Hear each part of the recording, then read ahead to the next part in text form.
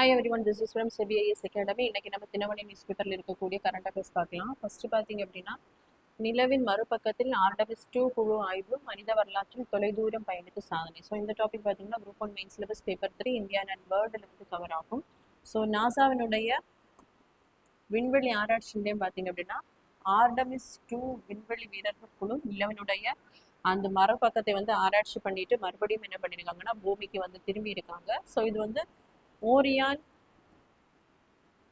Space craft வழியாக தான் இவர்கள் வந்து நிலவினுடைய அந்த மறுபக்கத்தில் வந்து அழைத்து செல்லப்பட்டிருக்கிறார்கள். ஸோ இதில் இருக்கக்கூடிய அந்த விண்வெளி வீரர்களை பார்த்தீங்க அப்படின்னா ஒரு பெண் உள்பட 4 விண்வெளி வீரர்கள் வந்து பூமியினுடைய அந்த மறுபக்கத்தை வந்து ஆராய்ச்சி பண்ணிட்டு திரும்பி இருக்காங்க. ஸோ இதனுடைய அந்த பேக்ரவுண்ட்ல பார்த்தீங்கன்னா முதலாக ஜூலை 20,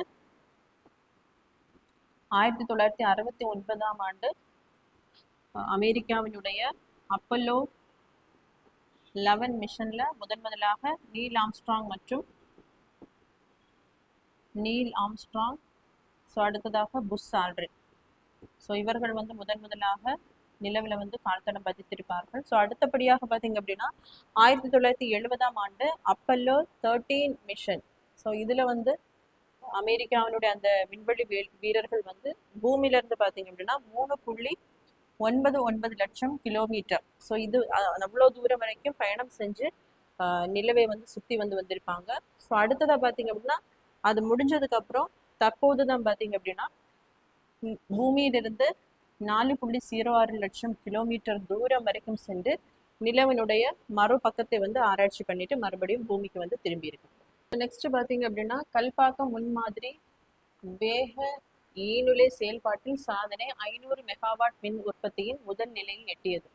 ஸோ இந்த டாபிக் பார்த்தீங்கன்னா group 1 main syllabus make in India, அதே மாதிரி சயின்ஸ் அண்ட் டெக்னாலஜியில வந்து கவர் ஆகும். ஸோ ஆத்ம நிர்பார் பாரத் 2014 வந்து கொண்டு வந்திருப்பாங்க. மேக் இன் இந்தியா எல்லாமே நம்ம சொந்த நாட்டில் என்ன பண்ணோம்னா உள்நாட்டிலே தயாரிக்கக்கூடிய அந்த திட்டம் தான் என்ன அப்படின்னா ஆத்ம நிர்பார் பாரத் அப்படிங்கிற ஸ்கீம்.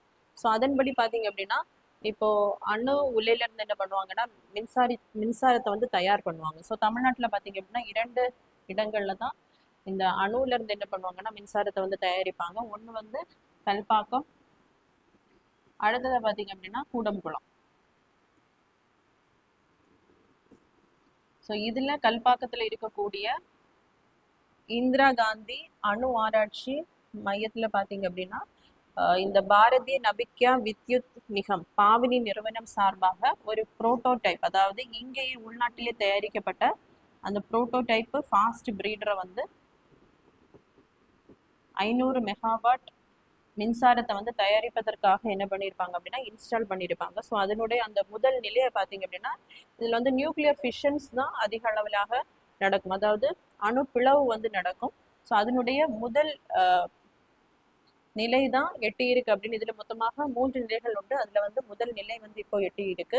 ஸோ அதுதான் நீண்ட கால எரிசக்தி பாதுகாப்பை வழங்குவதிலும் உள்நாட்டு அணுமின் தொழில்நுட்ப திறன்களை மேம்படுத்துவதிலும் இது ஒரு வரலாற்று சிறப்பு மிக்க ஒரு செயல்முறையாக பார்க்கப்படுகிறது. ஸோ இதுல மோஸ்டா இதுக்கு பார்த்தீங்க அப்படின்னா யுரேனியம், புளூட்டோனியம் கலப்பு ஆக்சைடை தான் இந்த அணுல இருந்து மின்சாரம் தயாரிப்பதற்காக இந்த புரோட்டோடைப் ஃபாஸ்ட் பிரீடர்ல வந்து பயன்படுத்துவாங்க.